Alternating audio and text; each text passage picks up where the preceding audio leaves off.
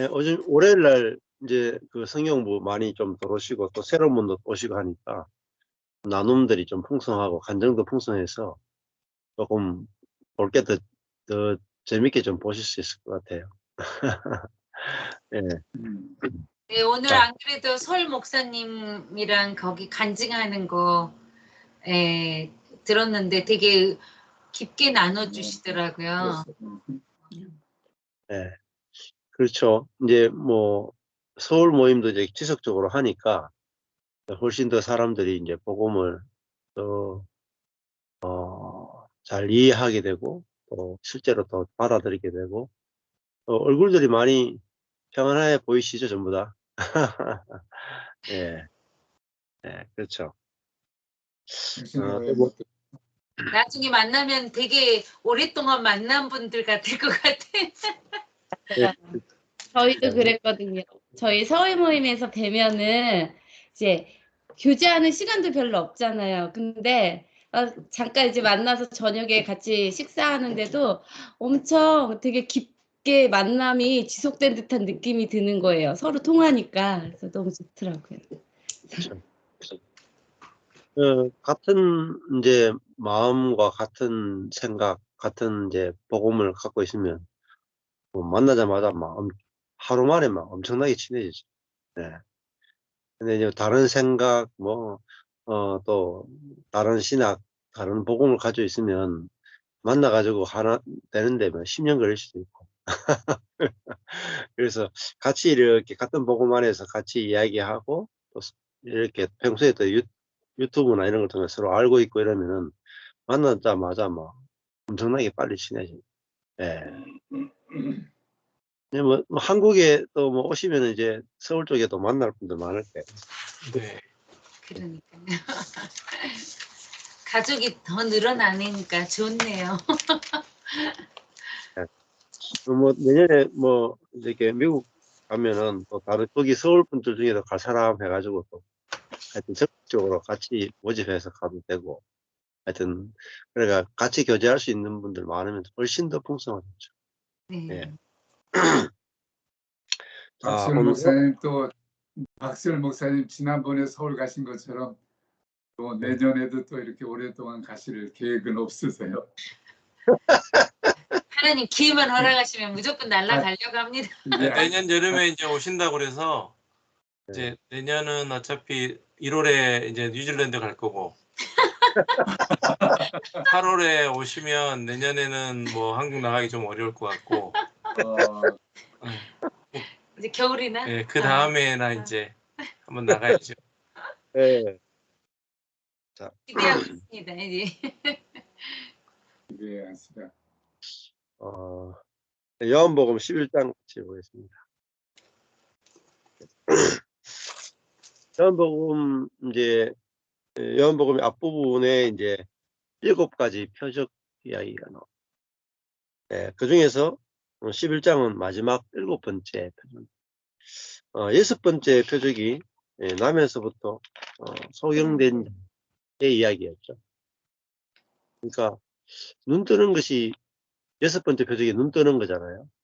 나면서부터 소경된 자가 눈 뜬다 하는 것은 볼 수 없는 세계를 본다는 거잖아요. 볼 수 없는 세계. 우리 자아로는 볼 수 없는 세계를 보게 되는 것. 그게 바로 생명이다. 그게 하나님의 생명의 세계고 부활의 세계다. 우리는 볼 수 없는 세계가 보여져서 그 볼 수 없는 세계를 사는 거죠. 그게 바로 하나님의 나라다 이렇게 볼 수 있어요. 그러니까 볼 수 없는 세계는 거듭나지 않으면 볼 수가 없어요. 그러니까 제일 앞부분에 요한복음 앞부분을 보면 네가 거듭나지 않으면 하나님 나라를 볼 수 없느니라. 들어갈 수 없느니라 이렇게 나옵니다. 그러니까 본다는 것이 굉장히 중요하죠. 요한복음에서 이제 네가 본다고 하니 네가 보지 못하고 있다. 역설적으로 그렇게 말합니다. 네가 보지 못한다고 하면 보게 될 텐데 본다고 하니까 네가 못 본다 이렇게 말합니다. 그러니까 우리가 자아로는 하나님 저는 남에서부터 소경된 자입니다. 이렇게 해야 보여지는 세계가 있단 말입니다. 새롭게 보여지는 세계. 예. 그래서 우리가 마찬가지잖아요. 죽어서 천국에 가는 정확한 믿음이나 소망이 있으면 이 땅에 사는 어떤 손해보거나 뭐 고난이 있거나 이런 것들이 크게 문제가 안 되죠. 근데 그 소망이 없으면 이 땅의 모든 걸 다 걸게 되는 것처럼 현재 이제 오늘을 살면서도 육적인 것, 자아에 속한 모든 것들이 전부인 사람은 그것 때문에 그게 안 되면 절망하게 되고 고통을 겪게 되죠. 근데 우리가 성령에 의해서 새로운 욕구, 새로운 욕망, 그러니까 내가 망해도 주님의 영광 받으시면 됩니다. 내가 낮아져도 옆에 있는 상대방이 높아지면 됩니다. 내 교회가 안 돼도 옆에 교회가 잘 되면 됩니다. 이런 새 생명이 있는 사람은 새로운 삶을 살게 된다는. 환경이 바뀌기 전에 내 존재가 바뀌었기 때문에 모든 게 다르게 보인단 말이야. 새롭게 보인단 말이야. 그래서 구약 때는 이제 하나님이 주로 이제 환경을 바꿔주는 시대예요. 크게 보면은 구약은 사람을 못 바꾸니까 환경을 바꾼다. 신약은 환경 이전에 사람을 바꿔버려요. 사람을 바꿔놓고 바뀐 사람에 의해서 환경이 바뀌는 거예요. 우선순위가 달라요. 근데 신약 시대가 훨씬 좋은 시대입니다. 이 경험 못하는 사람은 에이씨 구약이 더 좋다. 나는 안 바뀌어도 가만히 있고 환경만 하나님 계속 파남볼처럼 계속 내가 원하는 대로 막 바꿔주길 원해. 자기 중심성이 그대로 있는 거죠. 그러니까 자기 중심성이 그대로 있는 상태에서는 아무리 하나님이 환경을 바꾸어줘도 불평불만은 끝이 없어요. 끝이 안 납니다. 근데 신약 시대에 와서 우리 존재를 완전히 새로운 피조물로 바꿔버립니다. 새로운 창조, 이전에 없는 존재, 구약시대에 없던 사람, 새로운 인류를 만들어버립니다. 새로운 피조물, 새로운 인류, 이거는 사실 기독교에서 거의 말하지 않아요. 몰라요. 죽어서 가는 천국에서나 이루어지는 것으로 미래로 다 밀어놨단 말이에요. 미래로. 천국은 죽어서 가는 곳이다 이렇게 정해놨다. 그런데 신학자들이 하나님 나라에 대해서 연구를 시작하면서 알게 된 것이 뭐냐면 하나님 나라가 이미 2000년 전에 이 땅에 임했다라는 거예요. 그래서 already 이미 임했다. But not yet. 그러나 완전히 임한 건 아니다. 이게 하나님 나라의 공식이에요. 근데 중요한 것은 이 신학자들이 이거를 발견했는데 하나님 나라가 이미 이 땅에 임했다라는 걸 발견했는데 실체는 몰라요. 연구는 했는데. 그러니까 쉽게 하면 임하지 않은 것이나 진배가 없어요. 지식으로만 임했던 거예요. 지식으로만. 지금 있는 수많은 기독교인도 하나님 나라가 이미 임했다 말은 해요. 근데 하나님 나라를 볼 수가 없어요. 소경이란 말이에요. 본다는 게 뭐죠? 경험한다는 거예요. 산다는 거예요. 그러니까 예수님이 제일 처음에 와서 세례요한도 그렇고 예수님도 그렇고 예수님이 했던 전도의 핵심이 뭐냐? 하나님 나라에 들어오라는 거예요. 하나님 나라에 들어오라. 근데 예수님이 하나님 나라 임했다, 하나님 나라 들어오라고 하는 초청이 예수님의 전도의 핵심이에요. 그 말은 죽어서 가는 천국에 들어오라 이런 뜻이 아니고 지금 임해 있는 하나님 나라에 들어오라는 초청이에요. 그러니까 천국은 오늘부터 시작하는 거예요. 현재부터 시작. 현재. 미래에만 천국이 온다? 그 천국 없어요. 그런 천국. 거짓 천국이에요. 천국은 이 땅에부터 already 이미 임한 것으로부터, 그러니까 요한복음은 하나님 나라에 들어와라 이 말이에요. 거듭나지 않으면 하나님 나라를 못한다. 니고데모부터 출발한다. 하나님 나라를 볼 수 있고 하나님 나라를 누릴 수 있다. 그러니까 예수님이 오심이 뭐죠? 예수님이 오심이 하나님 나라가 임한 거예요. 예수님을 통해서 뭐가 이루어져요? 하나님의 통치가 이루어진단 말이에요. 통치. 그러니까 하나님의 통치가 임한 것이 하나님 나라 임한 거예요. 그러니까 우리가 성령이 내 안에 오셨다. 뭐죠? 하나님 나라가, 내가 하나님 나라가 되었다라는 거예요. 그러니까 실제적으로 하나님의 통치 아래 살아가는 삶이 펼쳐진단 말이에요. 근데 하나님의 통치가 경험이 안 되고 예수님을 믿기만 한다. 그건 다 사상 누각이에요. 다 생각에 불과한 거예요. 생각. 그러니까 하나님 나라가 실제로 경험돼야 돼. 그러니까 하나님 나라 실제로 경험되고 사는 게 뭐죠? 영을 조차 행하네. 영을 조차 행함.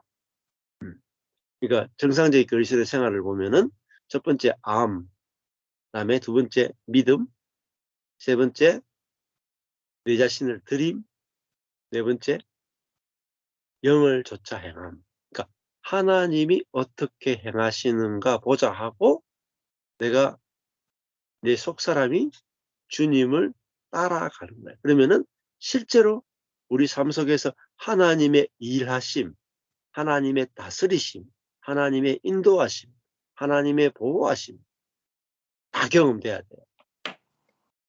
경험 안 되면 실제로 하나님 나라 들어온 게 아니에요. 그러니까 이거는 뭐 선택의 문제, 그냥 막 있어도 되고 없어도 되는 문제가 아니에요. 이거 자체가 구원이에요. 구원. 하나님 나라 들어가는 게 구원이에요. 근데 이미 임한, 현재 임한 하나님 나라가 경험 안 된다. 사실은요, 구원이 안 된 거예요. 그러니까 구원이 뭐예요? 모든 악과 모든 고난으로부터 해방되는 거예요. 그러니까 하나님이 이 땅에 오셔야 되는 이유는 인간의 모든 문제, 인간의 모든 고난으로부터, 인간의 모든 악으로부터 우리를 구원해 주기 위해서 이 땅에 오시는 거예요. 하나님이 오셨다라는 증거가 뭐냐면은 그런 악과 고난으로부터 해방시키는데 그 악과 고난으로부터 해방시키는 가장 중요한 게 뭐냐? 환경을 바꿔서 악과 고난으로부터 해방시키는 것이 1차가 아니고 우리 존재를 내가 죽고 그리스도가 살게 함으로 악과 고난에서 해방시키는 게 1순위. 그렇죠? 마음이 새로워지는 거예요. 그러니까 마음을 새롭게 함으로 변화를 받아 하나님의 선하시고 기뻐하시고 온전한 뜻이 무엇인지 분별하라 이렇게 돼 있잖아요. 마음을 새롭게 함으로 변형이 돼요. 그러니까 마음이 새롭게 돼. 마음만 새로워지면요. 마음에서 새 마음에서 생수가 나가잖아요. 생수가. 새 마음이 곧 생수예요. 새 마음이 흘러나가면 내가 새 마음이 흘러나가는 곳마다 주변을 다 바꿔버려요. 이게 이제 신약의 경륜이 하나님의 신약의 경륜. 근데 내게서 새 마음이 나가지 않으면 주변이 안 바뀌어요. 그대로예요. 그러니까 내게서 새 마음이 안 나가죠. 주변이 다 광야예요. 광야. 근데 내 안에서 생수가 나가죠. 그러니까 광야에 사막에 샘이 솟아나리라. 그죠? 그게 이사야 예언이죠. 사막에 샘이 솟아, 사막에 강이 흘러가리라. 사막에 강만 흘러가면은 사막이 뭐죠? 꽃동산 된단 말이에요. 사막에 꽃이 피고 나무가 자라고 사막이 숲이 돼요. 숲이 되면 완전히 환경이 달라지죠. 근데 그 사막이 숲이 되는 환경이 달라지는 것은 내 안에서 생수가 나감으로 돼요. 지속적으로 생수가 나가면 주변이 숲이 돼요. 저는 이제 13년 동안 살아보니 그렇더라고, 정말로. 제 안에서 생수가 나가고 주님이 일하시는 게 믿어져서 주님을 따라가니까 주변이 자꾸 좋아져요. 주변이 좋아져서 제 마음이 좋아진 게 아니고 제 안에 생수가 나가니까 주변이 좋아요. 이 숲이 우거지면 어떻게 되죠? 숲이 우거지면 짐승들이 찾아와요. 그죠? 찾아와서 다 새들이 와서 깃들고 사람들이 찾아오고 중국 사람들 중에서는 이렇게 숲을 가꾸는 사람 그런 거 이야기 있잖아요. 외국에 숲 가꾸는 사람 한 사람이 가서 막 황야에 계속 나무를 심어가지고 그 숲을 만들어가지고 그 마을 전체를 살린 이야기 이런 거 세계적으로 여러 건이 있죠. 그처럼 그래서 신약의 경륜은 사실 구약보다 훨씬 더 놀랍습니다. 훨씬 더. 그러니까 구약에는 광야에 있던 백성을 가나안으로 옮겨야 되잖아요. 그죠? 광야에 계속 두면 안 돼. 광야에 있는 백성을 가나안으로 적과 꿀이 흐르는 땅으로 옮겨줘야 되지만 신약은요. 광야에 그대로 둬도 돼. 왜냐면 내가 있는 광야가 내 안에서 생수가 흘러서 광야를요. 숲으로 바꿔. 그러니까 이 신약의 경륜이 훨씬 더 놀랍고 그러니까 구약은요. 그림자에 불과해. 신약은 실제의 세계라. 이걸 아셔야 돼요. 그러니까 우리는 지금 있는 기독교 신앙은요. 사실은 구약 신앙보다 못해요. 잘 생각해요. 구약에는요. 홍해도 쫙 가르고 있잖아요. 마른 땅으로 건너게 하고요. 40년 동안 하늘에서 만나가 내리고 반석이 쪼개져서 물이 나오고 전쟁에서 승리하고 어마어마한 하나님의 기적의 역사가 구약에 있잖아요.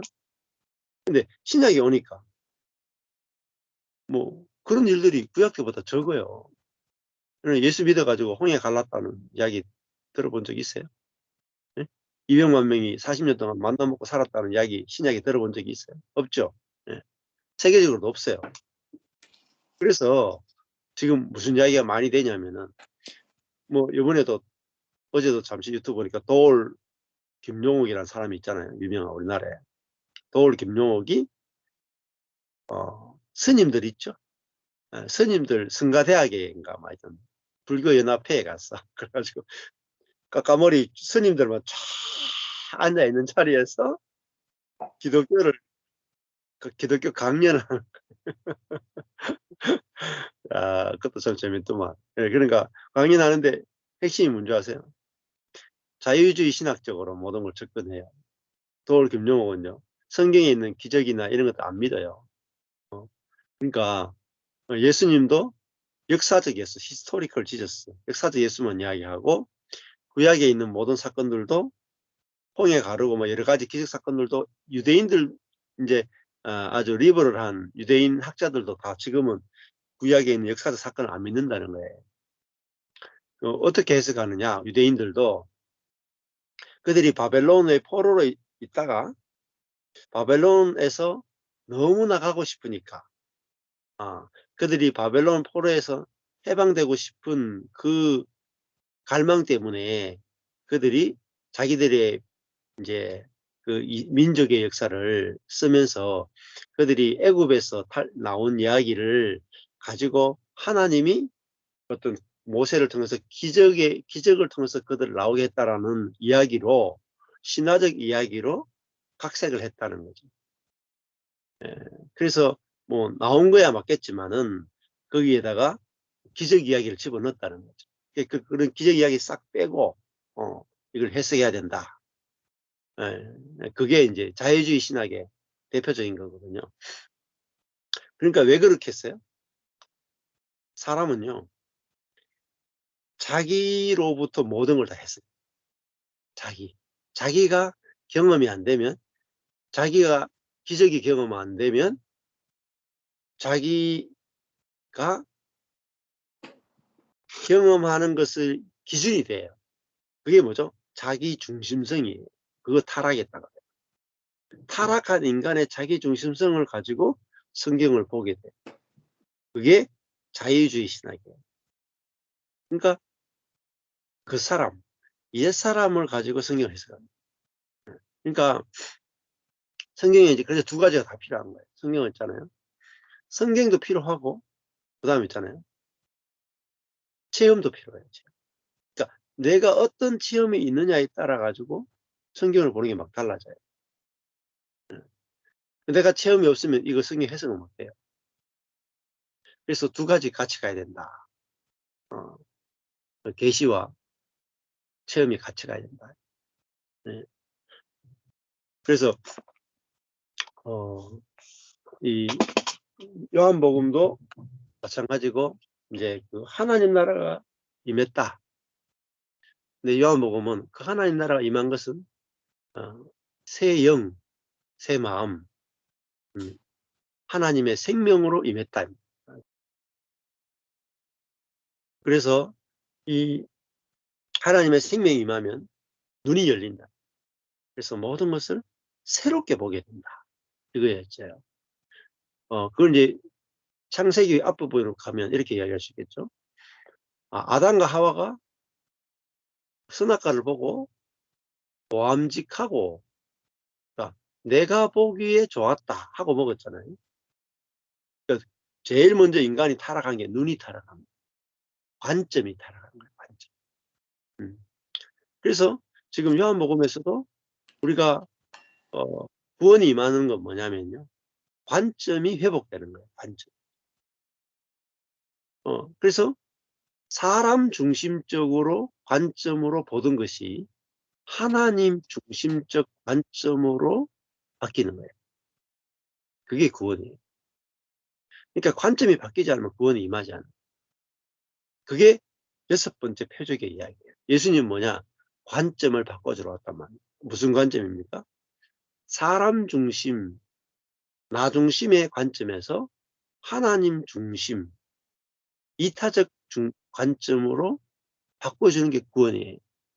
그러니까 이런 걸 모른단 말이에요. 도올 김용옥이 아무리 똑똑해도 볼 수가 없어요. 왜냐면 혼이거든요. 그 사람이거든요. 그 사람은 아무리 공부해도요. 김용옥이 얼마나 똑똑한지 아십니까? 고대 언어를 다 알아요. 히브리어, 중국어, 뭐 모르는 언어가 없어요. 얼마나 똑똑한지 모릅니다. 똑똑하면 뭐합니까? 영이 죽어 있는데 영이 죽어 있기 때문에 해석할 수가 없어요. 성경이 열릴 수가 없어요. 하나님이 경험 안 되는데 하나님을 경험 못 하는데 어떻게 하나님을 알겠어요? 성경은 하나님을 경험해서 아는 그 이야기거든요. 넘어서 가지고 이제 하나님과 연합된 생명으로만 하나님 알 수 있어요. 근데 하나님과 연합된 생명이 없는데 하나님 알 수 있을까요? 성경을 알 수 있을까요? 하나도 몰라요. 한 절도 해석 못해요. 근데 사람들이 다 속고 있죠. 그러니까 우리가 혼에 속한 것과 영에 속한 것이 다르다라는 걸 알면 뭐 김용옥 씨 같은 강연 들어도 아주 그냥 하찮게 듣게 되죠. 아무거나. 제가 더울 김용옥 강연 많이 들었거든요. 제가 군대에 있을 때부터 들어요. 군대에 있을 때. 책도 많이 사보고. 근데 이제 십자가 복음을 경험하고 이렇게 과정을 거치면서 뭐 보면 아주 그냥 아무것도 아니죠. 아무것도 아니죠. 계속 자기도 생각이 바뀌는 거예요. 혼에 속한 사람은요. 머물 수가 없어요. 그 자리에 못 머물러요. 아무리 세계적 석학이라도 해요. 자기 견해에 못 머뭅니다. 새 것이 오잖아요. 견해를 계속 바꿀 수밖에 없어요. 자, 그래서 저도 이제 우리 그 대학교 다닐 때 교수님이 있었는데, 교수님 해봤자 뭐 서울대 나온 교수님인데, 지금 생각해 보면 뭐 우리보다 뭐 나이가 10살 조금 넘게 되는 차이 나는 교수님, 뭐 우리가 20대였으니까 30대 중반, 40대 되겠죠. 30대 중반, 40대 해봤자 뭐 서울대 나와봤자 뭐 아는 게 뭐 있겠어요. 예. 사실 아무것도 아는 거 아무것도 없다니까요. 예. 근데 이제 철학과 교수니까 가르치죠. 본인은 이제 원불교하고 연관이 있었다. 그러니까 기적은 없다. 이 말. 기적은 없다. 아, 불교가 맞다. 마음은 좀 많이 열린 분이에요. 그분하고 토론을 4년 동안 엄청나게 많이 했거든요. 예. 그래, 기적은 없다. 딱 주장하다가 있잖아요. 계속 통합니까? 성경에 있는 이야기도 그냥 꾸미는 이야기다. 이렇게 이야기했죠. 그러다가 어떤 일이 생겼느냐. 아내가 병이 든 거예요. 우리 교수님 아내가 병이 들었는데, 병원에 가야 안 나아요. 그러니까 한 게 뭔지 아세요? 기치료를 받았어, 기치료. 기치료 받으니까요. 확 많이 나아지는 거예요, 병이. 그러니까 교수님이 그분이 계속 솔직해. 그러니까, 야, 기치료 하니까 낫더라고. 야, 영적인 세계가 있는 것 같아. 예. 사람은요, 아무것도 아닙니다. 생각의 영역은요, 아무것도 아니에요. 생각의 영역, 감정의 영역, 의지의 영역, 이거는 정말 아무것도 아니에요. 거기에 대해서 우리가, 생각의 영역, 감정의 영역, 사고의 영역, 지식의 영역, 아주 엄청난 탁월한 사람들. 옛날에 저는 서울대 가면 좀 열등감이 있어요. 서울대가 열등감이 있어요. 근데 이게 영의 세계를 알고 나니까 서울대가 아무것도 아닙니다. 하버드도 아무것도 아닙니다. 영의 세계에 비하면요, 그거는 진짜 어린아이예요. 그래서 우리가 영의 세계를 알아야 모든 열등감에서 해방이 됩니다. 자유해진다.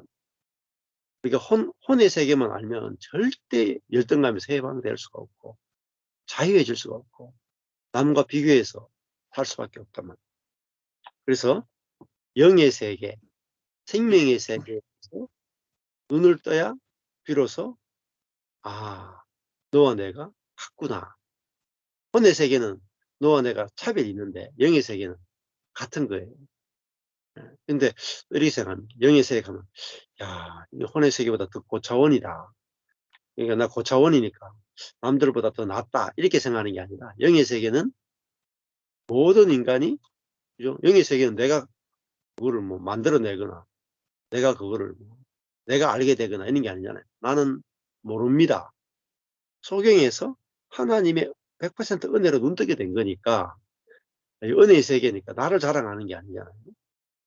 그리고 내가 사는 게 아니라 하나님이 사는 거니까 여기서는 모든 사람이 다 하나다 이렇게 되죠. 이런 거죠. 도올 김용옥 씨가 강연하잖아요. 도올 김용옥 씨는 잘난 체 엄청나게 해요. 그분 앞에 가면 다 작아져요. 그분이 강연하면 거기 앉아있는 스님들이 한마디도 못해요. 잘못 이야기했다는 개쪽 난다니까요. 그래가지고 질문도 제대로 못하고요. 그냥 듣기만 하는 거 듣기만. 잘못 이야기했다가는 사상적으로 막 박살이 나니까. 그게 뭐예요? 헌적이라는 거예요. 많이 아는 사람은 교만해지고 모르는 사람은 낮아지고. 100% 헌적인 거예요. 영적인 건요, 너와 내가 같다는 것 같다. 하나님의 은혜로 존재하는 피조물이다. 같다가 안 되면 아무리 영적인 것 같아도 그건 다 혼에 속한 거예요. 아직까지. 복음에 속한 게 아니라 아직 옛것에 속한, 지식에 속한 거예요. 네. 그래서 그걸 이제 알고 나면은, 도울 김용옥도 아무것도 아닌데 뭔가 된 자처럼 해서 속이는구나. 우리나라에 펜 많아요, 펜. 근데 다 속아요. 다 속아요. 예, 그 지식에 속는다. 지식에 눈먼 거예요. 우리가 하나님에 대해서 눈이 딱 떠이면 사람이 아무것도 아닌 것처럼 보입니다. 우리는 복음이라고 하는 것은 하나님에 대해서 눈을 뜨는 거예요. 지식에 대해서 눈을 뜨는 게 아니에요. 그러니까 그런 분들은 지식에 대해서 눈이 뜨였기 때문에 하나님은 안 보여요. 지식만 보이지. 그러니까 지식은 교만하게 한다. 예, 그분의 강연을 들으면 들을수록 열등감 느끼고, 그다음에 들으면 들을수록 나중에 다 듣고 나면요 아무것도 없다는 거예요. 들어보세요. 아무것도 없어요 안에. 그랬어. 다 듣고 나면 그랬어. 아무것도 없어요. 아무것도. 자, 오늘 이제 요한복음 11장에 보면은 이제 그 마지막이잖아요. 마지막 표적이 뭐냐면 죽은 자가 살아나는 부활이에요. 그러니까 완성이잖아요. 7번째가 완성. 마지막 표적이 뭐냐면 죽은 자가 사는 거예요. 그러니까 예수님이 왜 왔느냐면 죽은 자를 부활시키러 왔다고. 죽은 자를 부활시키러. 그러니까 구원이란 뭐냐면 죽은 자가 부활하는 게 구원이에요. 그러니까 이미 허물과 죄로 죽어 있는, 나면서부터 죽어 있는 존재, 그게 옛사람이에요. 그러니까 우리 처음에 부모로부터 태어나면 나면서부터 영이 죽어 있는 존재, 그게 인간이에요. 영이 죽어 있어요. 그래서 뭐로 사느냐? 혼과 몸으로 사는, 그게 죽은 거예요. 혼과 몸으로 사는 것은 죽은 거예요. 그러니까 지금도 수많은 기독교인들이 혼과 몸으로 살아요. 그러나 사실은 아직 죽은 상태예요. 그러니까 쉽게 말하면 생명을 경험하지 못합니다. 자, 그러니까 허물과 죄로 죽어있던 우리를 살리는 것, 그게 에베소서에서 말하는 구원이잖아요. 자, 이 죽은 자가 살아난다. 이거는 분명히 체험이죠. 체험. 영이 죽은 상태에서 영이 살았다. 그러니까 우리 영 안에 하나님이 내주하심으로 죽었던 우리 영혼이 살아나서 뭐로 살아요? 영으로 살고 생명으로 사는 거예요. 그러니까 영으로 사는 게 뭐냐면은 결국은 영은 하나님의 생명으로 사는 거죠. 근데 하나님의 생명은 뭐죠? 본성이 이타성, 사랑이에요, 사랑. 이타성. 그러니까 이타성으로 사는 거예요. 그러니까 이타성으로 살게 되니까 바울이 나는 죽고 예수가 산다 한 바울이 어떻게 복음을 전하며 살았는지를 보면은 자기는 낮추고 성도들은 계속 높여요. 자기는 계속 텐트 메이킹 하면서 성도들에게 누를 끼치지 않으려고 해요. 그러니까 우리는 약하고 너희는 강하고. 그렇게 해서 바울 속에서 끊임없이 자기는 죽고 성도들은 살리는 그 상대방을 살리고자 하는 마음, 나는 죽고 상대방을 살리고자 하는 그 사랑의 마음이 끊임없이 나오는 걸 볼 수가 있습니다. 그러니까 이 영이 확실하게 살았다는 걸 볼 수가 있죠. 자, 11장에 1절에 보면 어떤 병든 자가 있으니, 이 병들다는 말은 아스데네오, 약한 자가 있으니, 힘이 없는 자가 있으니, 이는 마리아와 그 형제 마르다의 촌 베다니에 사는 나사로라, 이렇게 되어 있어요.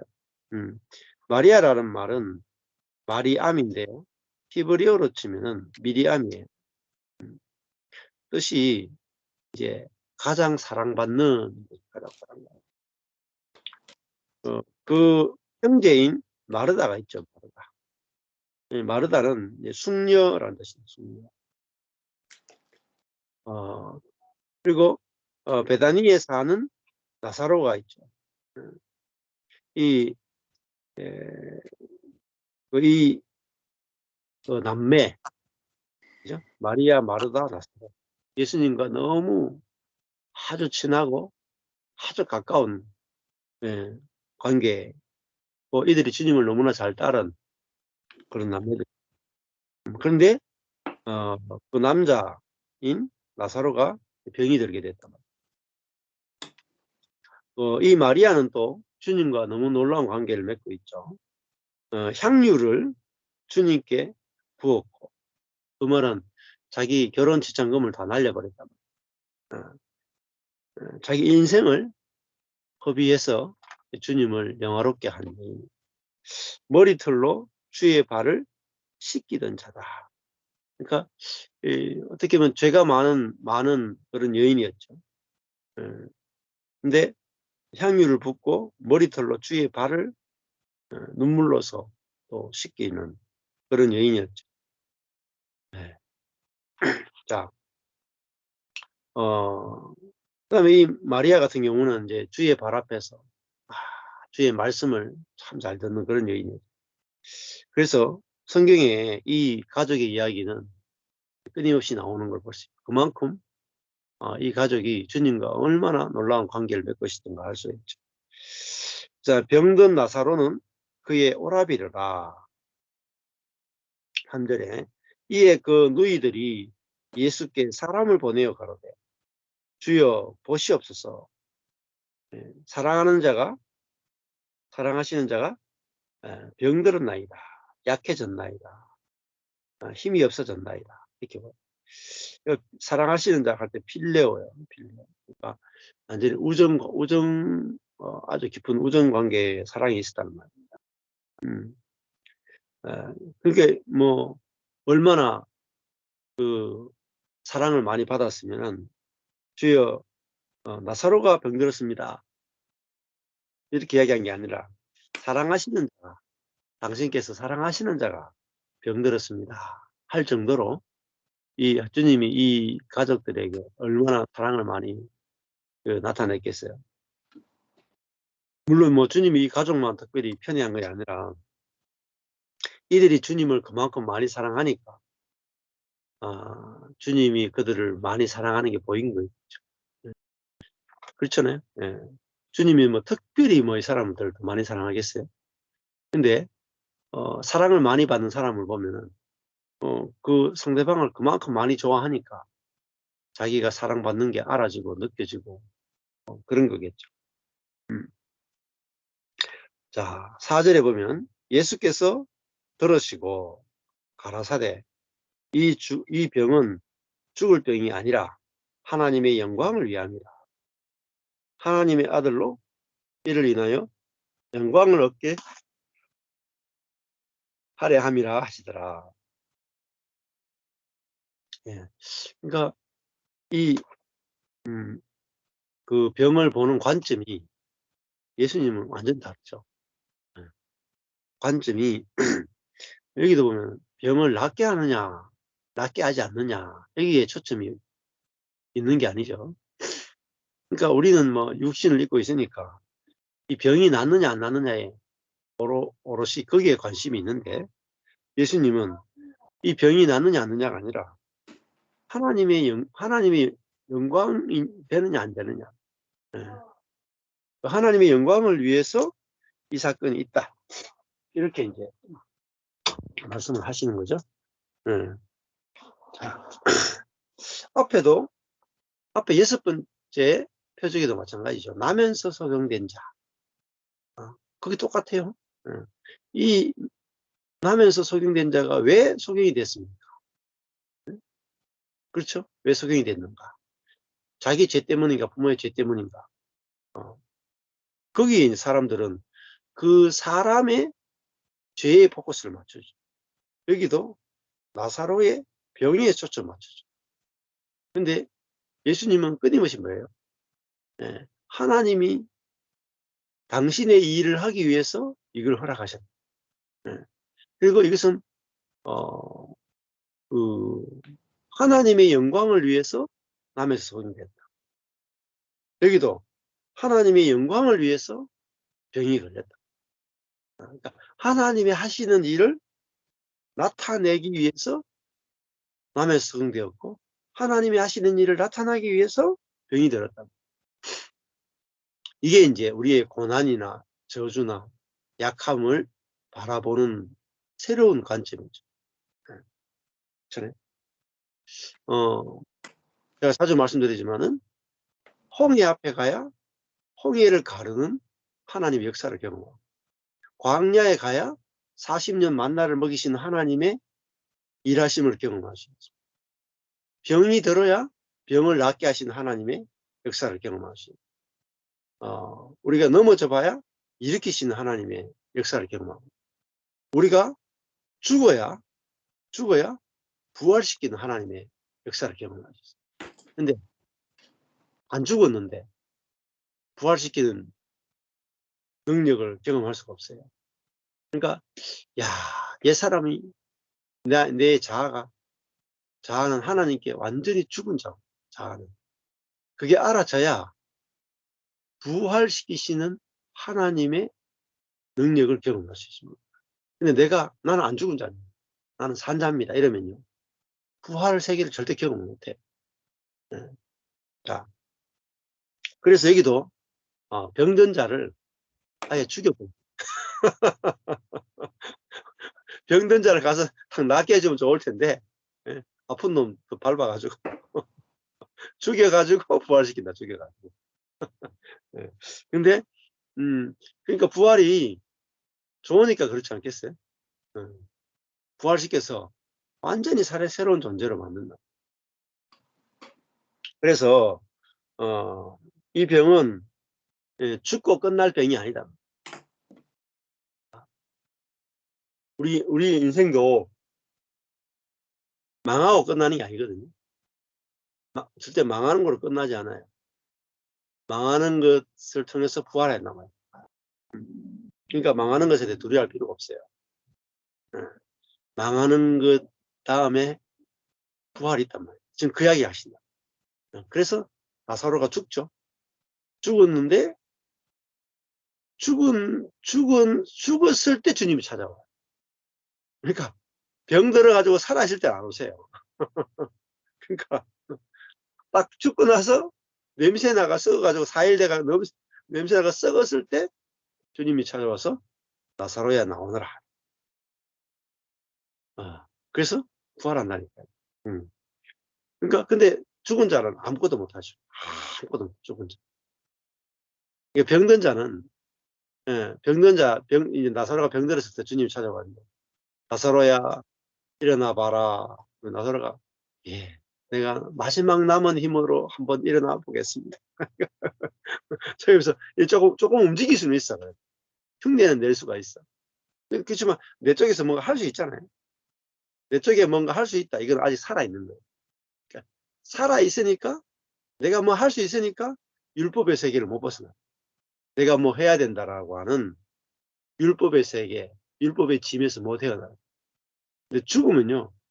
율법에서 해방돼. 왜냐하면 율법이 아무리 이웃을 사랑하라, 인내하라, 기도하라, 금식하라, 헌신하라, 집중하라, 몰두하라, 비전을 가져라 그래도 저게 무슨 소린가? 나는 죽었는데. 그렇게 된단 말이에요. 그러니까 죽은 자는 율법에서 내가 뭔가 해야 되는 의무에서 다 해방돼. 율법은 우리에게 의무를 주는 거고. 근데 죽은 자만이 의무에서 해방이. 죽은 자는 뭐만 해요? 나는 죽어 있다. 나는 아무것도 할 수 없다. 내한테 아무리 명령해도 나는 손가락 하나 깜빡 못한다. 나는 주님이 와서 어떻게 하시는지 지켜볼 뿐이다. 이게 죽은 자예요. 죽은 자. 거기서 부활을 경험하는 거예요. 부활이 뭐죠? 하나님의 통치, 하나님의 일하심, 그걸 경험하는 거예요. 네. 자, 우리가 당하는 모든 것들이 하나님의 통치를 경험하기 위한 무대가 돼요. 그러니까 교회가 다 망하고 아무것도 할 수 없고 주일날 예배 한 번 딱 드리고 성도들하고 주중에 교제도 안 하고 성도들을 양육도 할 수 없고 완전 죽은 교회에서 죽은 교회. 완전 죽은 교회. 생기가 1도 없어요. 생기가 1도 없어. 그냥 에스겔을 보면 마른 뼈의 골짜기 같은 교회. 생기가 없는 거예요. 사람의 손으로 절대 못 살려내는 거예요. 그러니까 대책이 없는 교회. 문 닫는 것밖에 답이 없는 교회.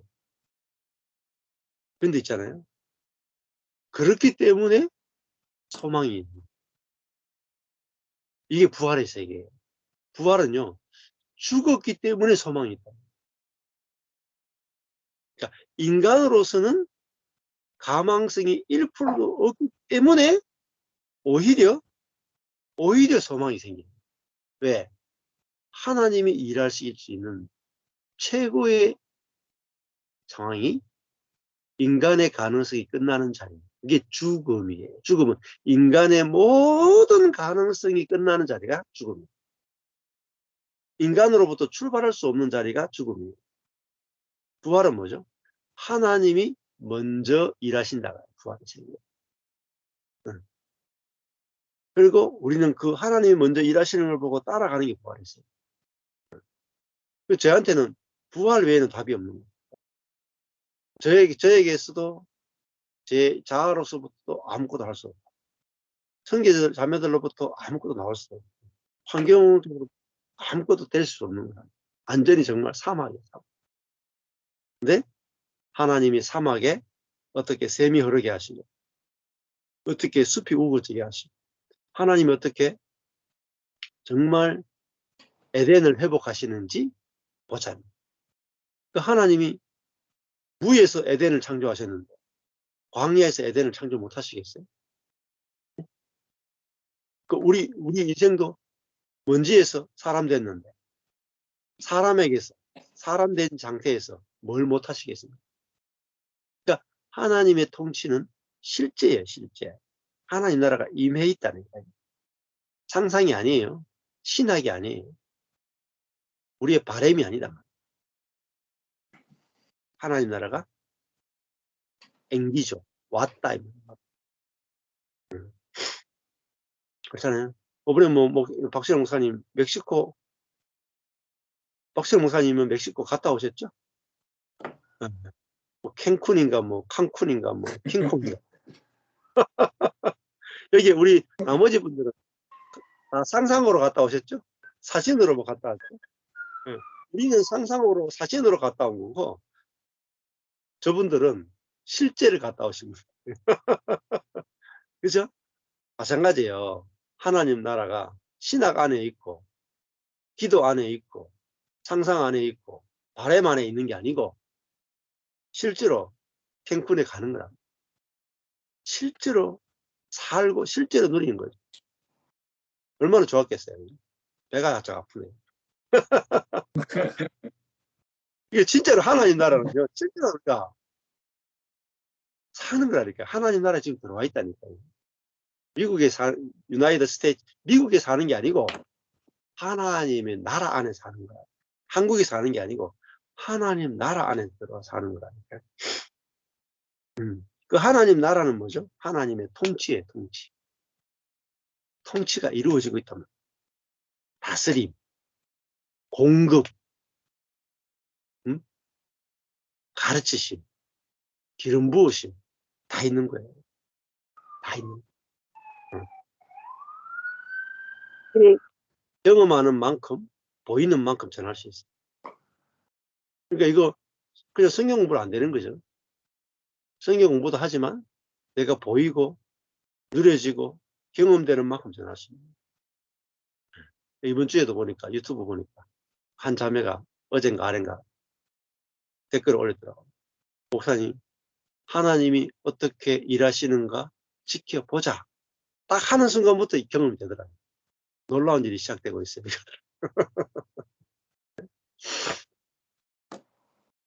하나님이 어떻게 일하시는가를 지켜보자 했는데 하나님 일하심이 안 보이죠. 그럼 아직까지 내가 혼으로 살고 있는 거예요. 실제예요, 실제. 성경의 이야기는 다 실제입니다. 이론. 이론이나 교리면 힘이 없어요. 그리고 생명이 없기 때문에 살아날 수가 없어요. 그러니까 나사로가 죽었다는 자가 살아나서 다닌단 말입니다. 다니니까 어떻게 돼요? 주변의 사람들이 다 놀랬고 어마어마한 사람들이 서울대공원에 가는 게 아니고 캔쿤에 가는 게 아니라 나사로 보러 오는 거예요. 나사로 보러. 그 사람을 보러 오는 거예요. 그 사람. 죽었다가 살아나는 사람. 그게 뭐냐면 전도예요. 내가 죽었던 자가 살아나면 너무 신기하잖아요. 보러 가자 하는 거예요. 저도 완전히 목회 망하고 죽었단 말이에요. 근데 살아났잖아요. 저를 보러 오는 거예요. 동물원에 그 원숭이 보듯이 보러 오는 거야. 분명히 저 목회 망해가 죽었는데 저 어떻게 살았지? 응? 보러 오는 거예요. 마찬가지로 여러분도 있잖아요. 하나님이 여러분이 죽게 하셨단 말이에요. 어떤 상황 속에서 인생 속에서 상처를 받게 하고 사업이 망하기도 하고 이혼하기도 하고 응? 질병에 걸리기도 하고 고황장애 걸리기도 하고 응? 정말 누가 보더라도 죽은 자예요. 그런데 하나님이 와서 완전하게 통치하시고 연합해서 생명으로 살려내시고 실제로 하나님의 통치가 이루어지는 존재가 됐단 말이에요. 그러니까 우리 자식이 뭐죠? 하늘이 됐단 말이에요. 하늘. 내가 하나님이 거하시는 하늘이 됐다. 그게 하나님 나라예요. 하나님 나라가 뭐죠? 하늘이에요. 우리가 곧 에덴이에요. 우리 안에서 생수의 강이, 내 강이 흘러나간다니. 그 구약에 있는 에스겔서에 나오는 성전 문주방에서 생수가 흘러나간다. 그 누구 이야기인 줄 아세요? 내 이야기예요. 내 이야기. 성도의 이야기예요. 성도. 내 이야기인 줄 알고 읽으셔야 된다. 그 예언이 내게 성취되는 거라고. 그 에스겔의 골짜기, 마른 뼈의 골짜기, 뼈만 있던 사람이 살아나죠. 구활이잖아요. 구활. 군대가 되죠. 우리의 이야기라니까. 이제 군대가 됐단 말이에요. 자, 그러니까 죽은 자가 살아나야 하나님이 일하셨다가 되잖아요. 하나님이 살아계시는 걸 보여주잖아요. 그래서 뭐가 돼요? 하나님께 영광이 되는 거예요. 나사로가 해버리죠. 하나님께 영광이 안 되고 누구에게 영광이? 나사로에게 영광이 돼요. 근데 나사로가 할 일은 죽는 것밖에 없어. 고이 잠들어서 살려고 하지 말고, 살려고 몸부림치지 말고 죽으면 돼. 죽으면 영광이 돼. 왜? 지가 죽어 있으면 4일 동안 푹푹 썩어가지고 구더기가 몸에 막 끓고 이래가 죽어서 정말 아무것도 못해 죽어 있는 상태에 있으면 예수님이 와가지고 나사로야 일어나라 했을 때 부활하잖아요. 자기가 부활해야 모든 사람들이 나사로를 보면서 하나님이 나사로를 부활시키셨네 이렇게 보지. 나사로가 기도했더니 살아났네. 나사로가 믿음이 좋아 살아났네. 나사로가 경건아들이 살아났네. 이게 아니잖아요. 나사로는 시체였다니까요. 자기로서는 아무것도 한 게 없다니까. 오로지 하나님이 100% 일하시는 것을 보여주는 사람이 뭐냐? 그게 부활의 성도예요. 나를 보여주는 게 아니고 나를 통해서 하나님을 보여주는 사람. 그렇죠? 그게 우리 모든 성도예요. 네. 얼마나 영광스러워요? 그게 하나님의 형상이고 그게 하나님의 모양이에요. 하나님을 보여주는 사람. 누구예요? 예수님이잖아요. 하나님을 보여주는 사람 누구예요? 바울이잖아요. 하나님을 보여주는 사람 누구예요? 그리스도인이잖아요. 이게 바로 그러니까 얼마나 재밌어요.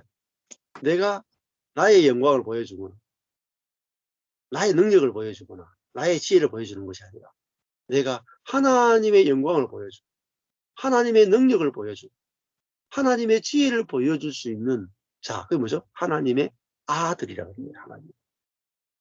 그래서 그게 하나님의 아들이라는 뜻이에요. 그러니까 예수님 믿고 영접했더니 이제 하나님의 아들이 되었다. 아멘. 아멘인데 실제는 하나도 없어. 하나님의 아들의 실제는 하나도 없어. 믿기만 해. 이게 황당한 거예요. 무늬만 하나님의 아들. 그러니까 애들이 갖고 노는 무늬만 저기 플라스틱으로 만든 다이아몬드 반지하고 똑같아요. 이미테이션. 가치가 하나도 없는 거예요. 100원짜리 아이들 다이아몬드 반지. 그러니까요, 이게 가치가 없으니까요. 성도들도 알아요. 내가 하나님의 아들이라 그래도 하나님의 아들의 가치를 모르니까 뭐로 살아요? 세상을 사랑하고 세상과 짝해서 이제 교회 와서도 장로인 거 자랑하고 굴림하고 그죠? 그렇게 하나님을 나타내기보다 자기만 나타내고 사는 거다. 그죠? 공허해가 어려워요. 공허해서.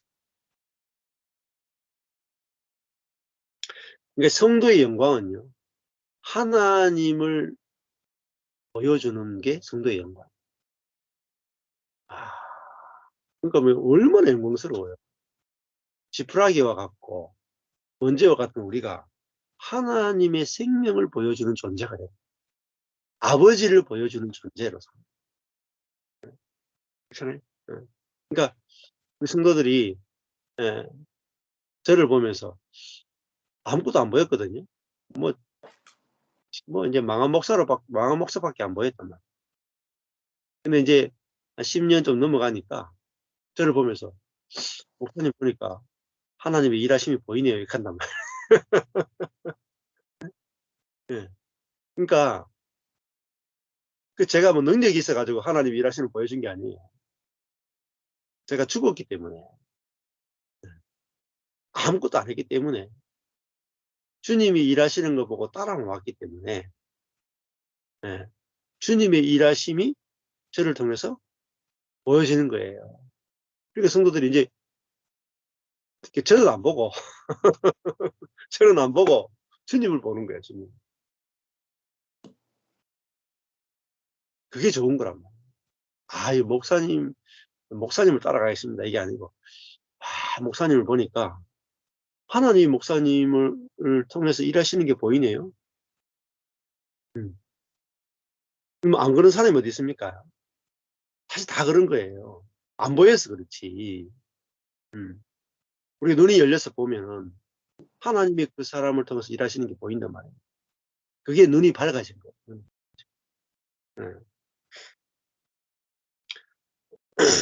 자, 그래서 저희 교회도 마찬가지예요. 저희 교회. 제가 하는 뭐 제 사역이 아니지만은 저를 통해서 하나님이 일하시는 사역을 사람들이 보면서 와, 하나님이 일하시는 게 보이네. 이렇게 고백하는 사람들이 있단 말이에요. 마찬가지죠. 우리의 인생도 우리 가족이 살아가는 것을 보면서 하나님이 우리 가족 안에서 일하시는 게 보여져야 돼. 가정도 그렇고 교회도 그렇고 내 개인도 그렇고요. 하나님이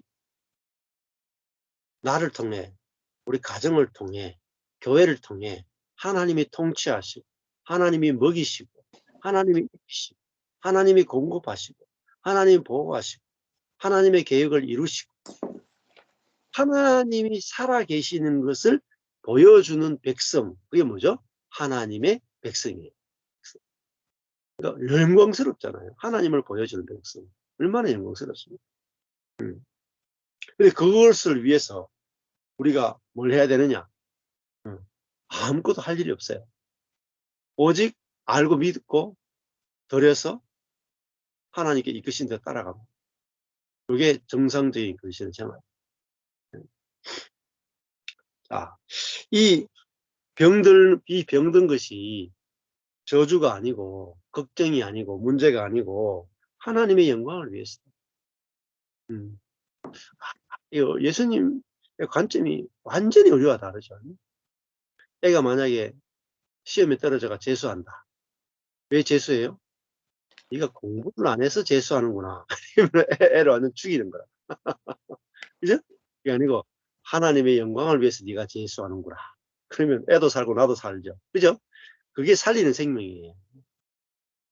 목사님이 목회를 못하는 거 보니까 예? 제대로 기도를 안 했네요. 응? 열심히 안 했네요. 경건하게 안 살았네요.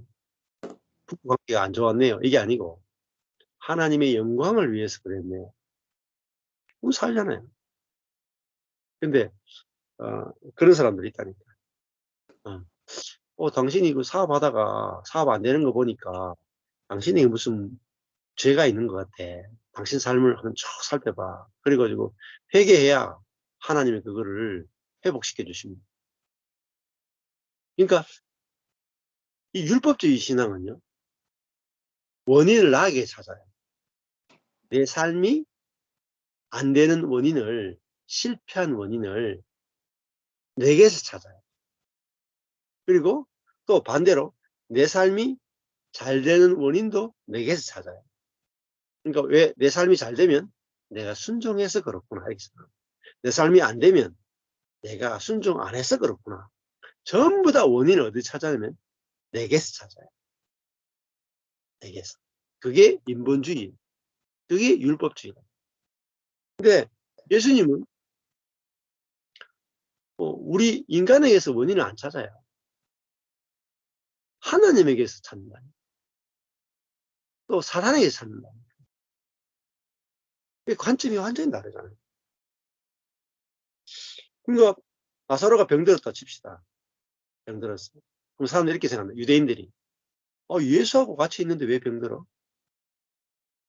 분명히 나사로가 지금 예수와 함께 있는 그것이 하나님 보시기에 죄니까 그 죄 때문에 병들었어. 이렇게 생각했을 거야. 분명히. 근데 예수님은 야, 니 무슨 죄 지었어? 네가 병들은 거 보니까 분명히 너 죄 지었구만. 회개해. 그래야 병이 나. 이렇게 안 하셨죠? 성경이 안 나와요. 안 나오는데 그렇게 신앙생활 하는 사람이 부지기수라니까. 성경을 묵상 안 하는 거예요. 성경. 하나님의 병들은 것이 하나님의 영광을 위한 것이다. 그래서 목사님이 병이 들었어. 그러면 성도들이 우리 목사님 뭔가 하나님께 잘못한 게 있는가 보다. 그게 아니고 목사님 병들면 불쌍하다. 이것도 아니라 기도해서 낫게 하자. 이것도 아니라 뭐라고 받아들여야 돼요? 하나님의 영광을 위해서 목사님이 병들었고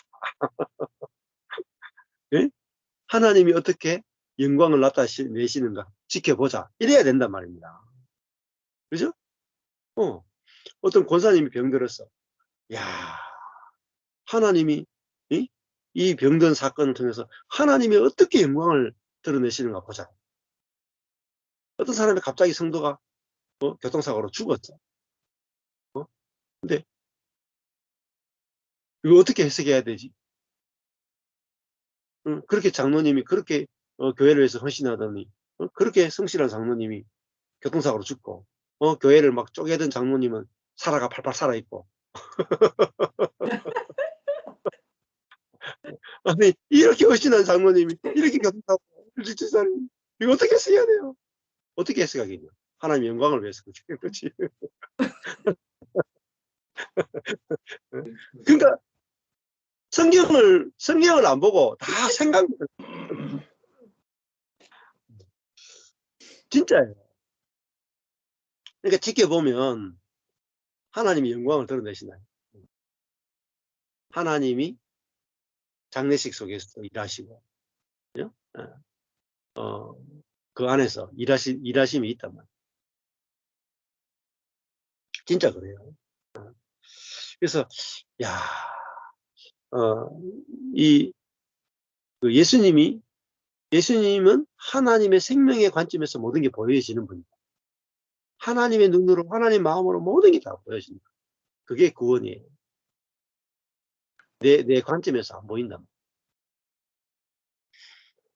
말이에요. 저도 그렇더라고요. 내가 죽고 예수가 사는 생명이 알아지니까 내가 당하고 있는 모든 고난이 하나님의 영광을 위한 거구나. 하나님이 일하시기 위해서 하나님의 능력이 어떠함을 나타내기 위해서 내가 이렇게 무능한 자리에 있구나. 알아진다. 그러니까 제가 무능한 것이 조금 더 문제가 되는 거죠. 더 좋은 거예요, 더 좋은 거. 그러니까 절망적일수록 더 좋은 거예요, 절망. 그래서 제가 좋아하는 찬양이 운명이 오라. 하나님은 실수하지 않으신다. 그 찬양 좋아해요. 운명이 오라. 나 두려워 아니하리. 만사를 주님께 내어 맡기리. 차츰차츰 안개는 거치고 예, 하나님이 일하심이 보인다. 그 찬양을 되게 좋아해요. 운명이 오라. 뭐죠? 망함이 오라. 절망이 오라. 나 두려워 아니하리. 네? 두려울 게 없어요. 부활의 신앙만이 모든 걸 다 이겨. 왜? 죽음조차도 살려내버려요. 네. 그러니까 이 부활의 신앙을 알게 되면 인생이 참 재밌어요. 재밌어요. 죽었던 영역에서 어떻게 부활이 일어나는가 보자. 내 삶에 손댈 수 없는 영역. 그 영역에 나는 손댈 수 없다. 나는 내 손이 끝난 거다. 하나님의 손이 나타난다는 거예요. 그래서 제가 그 망한 자리에서 무슨 마음이 드냐면, 야, 진짜로 이제부터 내 목회는, 내 인생은 하나님이 100% 하나님의 손으로 건축되는 교회를 보여줄 수 있는 최고의 찬스구나. 내 인생은 나는 손 전혀 댈 수 없는데 하나님이 내 인생을 어떻게 일으키신지 보여줄 수 있는 최고의 교보제가 되는구나. 샘플이 되는구나. 그렇게 알아지더라니까. 그러니까 야, 하나님이 나를 선택했구나. 응? 당신의 영광을 위해서 나를 부르셨구나. 이게 알아지더라. 그러니까요. 뭐 절망이 어디 있겠어요. 선택됐는데. 네? 나사로가 그 부활의 첫 샘플이 되기 위해서 준 거예요. 네? 그러니까 부활의 샘플이 되려면은 죽어야 돼. 어쨌든지 죽어야 돼. 다른 사람들은 부활의 샘플이 못 된 이유가 안 죽네? 안 죽으니까 부활의 샘플이 못 되는 거라. 죽었기 때문에 부활의 샘플이 되는 거라. 그렇잖아요? 야, 하나님 그 부활의 세계의 첫 열매가 되기 위해서, 샘플이 되기 위해서 죽이셨단 말이에요. 얼마나 큰 영광이에요. 얼마나 큰. 예를 들어가지고, 이렇게 알겠어요? 예를 들어가지고, 이게, 약품을, 만드는 사람이, 이 의약 제조회사에 있는 그 연구원이 신물질을 개발했어. 이 신물질을 했는데, 이거는 웬만한 병은 다 낫게 하는 거예요. 그래가지고, 살아있는 사람들이, 병든 사람들이 있는데, 이 약을 주니까 다 낫는 거예요. 그러니까 사람들이 막 다 놀라는 거죠. 근데 이 사람은 또 생각하다가, 죽은 사람도 그만 이 약이 너무 좋으니까 죽은 사람도 안 살리겠나 싶어가지고, 이제 이 사람한테 필요한 게 뭐겠어요?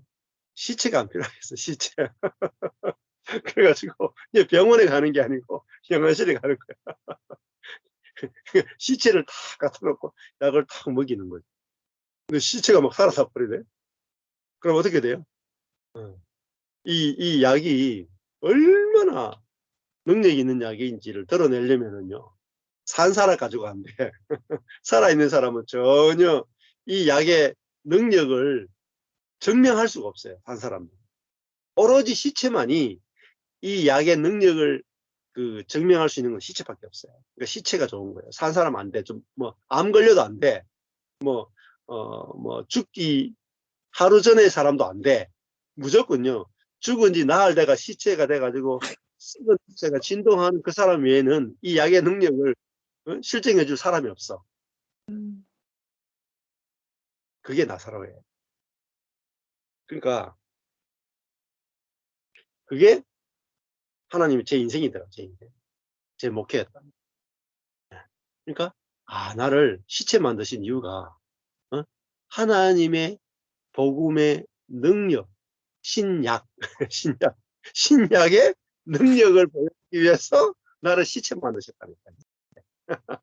그러니까 여러분도 시체 만들 때 할렐루야 하시면 돼요. 그 성령이 뭐죠? 성령이 약이에요. 약. 부활의 약이에요. 부활의 약이 탁 들어오면요. 성령의 약이 우리를 살린다고 해요. 그게 11장의 이야기. 이 부활. 성령은 부활의 영이다. 생명의 영이다. 그래서 성령이 오게 되면 우리가 뭐죠? 내가 겪는 모든 죽음의 사건들이 하나님의 영광을 위해서 내가 지금 내게 죽음이 왔구나. 이렇게 보여진다. 그리고 이 나사로 때문에 뭐죠? 하나님의 아들로 이를 인하여 나사로의 죽음을 인해서 예수님이 하나님의 아들로 영광을 얻죠. 안 그래요? 예수님이 나사로가 없이 어떻게 부활을 시켜내는 분으로 드러나겠어요. 그래서 하나님과 하나님의 영광, 아들의 영광을 위해서 나사로는 죽어야 돼요. 그러니까 나사로의 죽음은 하나님을 영광스럽게 하고 예수님을 하나님의 아들로 영광스럽게 하는 죽음이기 때문에 그 죽음이 너무너무 아름다운 죽음이다. 자, 오늘은 여기까지 하시면 되겠습니다. 원래 뒤에 내용은 다 했는데